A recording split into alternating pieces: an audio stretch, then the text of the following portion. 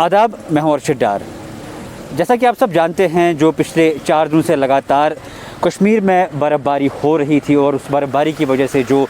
कश्मीर की हालत, कश्मीर की सड़कों की हालत, जो लोग काफ़ी परेशान थे क्योंकि 4 दिन से तकरीबन लोग घरों में फंसे हुए थे। और जो बार बार जब भी यहाँ पे इस किस्म की कोई बर्फ़बारी होती है और हम हमेशा, चाहे श्रीनगर म्यूनसिपल कॉरपोरेशन हो या बाकी जो डिपार्टमेंट्स हो, उन पर उंगलियां उठाना शुरू कर देते हैं। और जैसा ये सिलसिला शुरू हुआ, लगातार 3 तारीख से कश्मीर में बर्फ़बारी स्टार्ट हुई, 4, 5 और 6 तक लगातार हुई। और जैसा कि आप सब इस वक्त देख रहे हैं, 2 फीट के करीब बर्फ़बारी हो चुकी है अभी तक। और आज 7 तारीख है और आज के दिन जैसा प्रेडिक्शन हुई थी कि आज से मौसम में बेहतरी होगी, कल शाम से ही मौसम में बेहतरी होनी शुरू हो गई थी। लेकिन गौर करने वाली बात यह है, जैसा हम पिछले 3-4 दिन से लगातार ये सुन रहे हैं और ये देख रहे हैं, जैसा कि हमारे पास विजुअल्स भी है कि जो पूरे एंटायर कश्मीर में, चाहे शहर श्रीनगर की ख़ास तौर पे बात करेंगे, जो कनेक्टिंग लेन्स है उन पर अभी भी बर्फ़ साफ़ नहीं की गई। अगर जो मेन रोड उस तरह से साफ़ नहीं किए गए हैं जिस तरह से होनी चाहिए। ये लाल चौक है, क्योंकि लाल चौक एक कनेक्टिंग रोड है, तो लाल चौक अगर साफ़ होता भी है तो ये प्रायोरिटी होती है, पहले ही साफ़ हो जाता है। लेकिन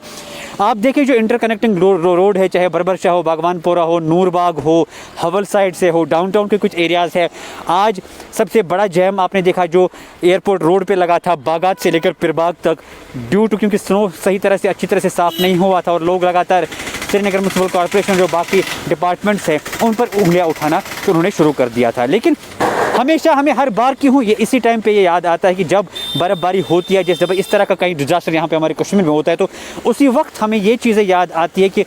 हमारे पास मशीन्स नहीं है, हमारे पास मैन पावर नहीं है, हम वेल इक्विप्ड नहीं है। आज जो श्रीनगर म्यूनसिपल कॉरपोरेशन के मेयर है जुनैद मत्तू साहब, उनकी तरफ से एक प्रेस कॉन्फ्रेंस भी की गई थी श्रीनगर के प्रेस क्लब में, जहाँ पे उन्होंने बाकायदा इस बात का एतराफ़ किया है कि लगातार जो पिछले दिनों से आप कश्मीर, जो श्रीनगर म्यूनसिपल कॉरपोरेशन के जो ग्राउंड वर्कर्स हैं, वो बेल्चियों से स्नो को साफ़ कर रहे थे। तो एक अच्छी बात उन्होंने ये कही कि हमें इस बात पे फ़ख्र नहीं करना चाहिए, हमें शर्म आनी चाहिए कि 21वीं सदी में हम बेल्चों से ये सड़कें साफ़ कर रहे हैं। जैसा उन्होंने कहा कि ऑफिशियली 7,500 और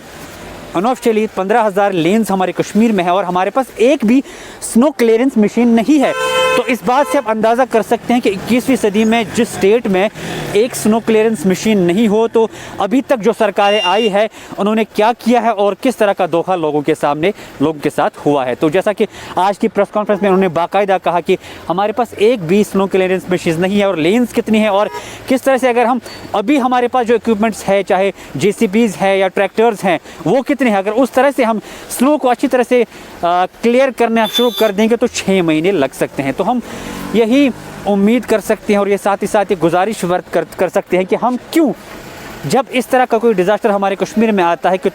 तब हम उसी वक्त ये बातें करना शुरू कर देते हैं कि ये हमारा काम नहीं है, उस डिपार्टमेंट का काम है। वो डिपार्टमेंट कहता है कि हमारा काम नहीं है, श्रीनगर म्यूनसिपल कॉरपोरेशन का काम है। श्रीनगर म्यूनसिपल कॉरपोरेशन कहती है कि हमारे पास हथियार नहीं है, हमारे पास इक्विपमेंट नहीं है कि हम किस तरह से इन रोडों को साफ़ कर सकें। तो गुजारिश ये है कि आने वाले वक्त में और भी बर्फ़बारी हो सकती है, पिछले साल भी हुई थी और इससे बाद भी हो सकती है। तो शायद